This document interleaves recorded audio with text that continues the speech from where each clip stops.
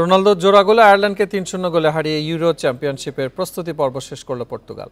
১০ মিনিটের ব্যবধানে CR7-এর ২ গোলে আন্তর্জাতিক ফুটবলে প্রথম খেলোয়াড় হিসাবে ২১ পঞ্জিকা বর্ষে গোলের কীর্তি গড়েছেন রোনালদো।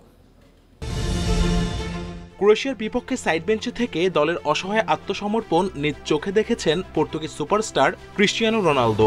এ নিয়ে সামাজিক যোগাযোগ মাধ্যমে হয়েছে তুমুল সমালোচনা। নো রোনালদো নো পার্টি এমন শিরোনামও ঘুরপাক খাচ্ছিল গণমাধ্যমের শিরোনামে।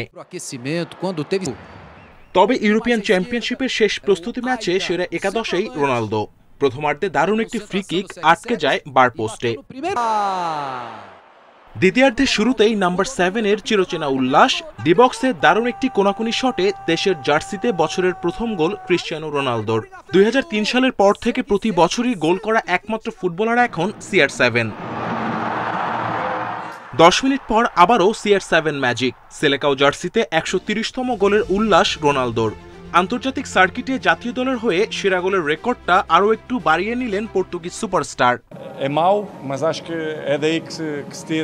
পর্তুগালের প্রতিনিধিত্ব করা আমার জন্য আবেগের, ভালোবাসার। ষষ্ঠবারের মতো ইউরোতে প্রতিনিধিত্ব করতে যাচ্ছি, যেটা একটা রেকর্ড। আমি এখনো পর্তুগালের হয়ে সামনের সারিতে খেলতে চাই।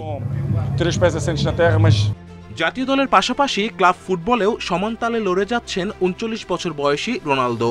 সবশেষ মৌসুমে সৌদি প্রো লিগে ৩৫ গোল দিয়ে সর্বোচ্চ গোলদাতা হওয়ার পাশাপাশি করেছেন ৪টি হ্যাটট্রিকও।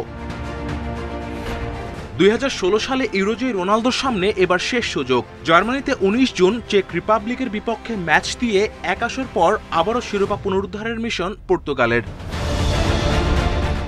Kamrul Hasnat, independent news.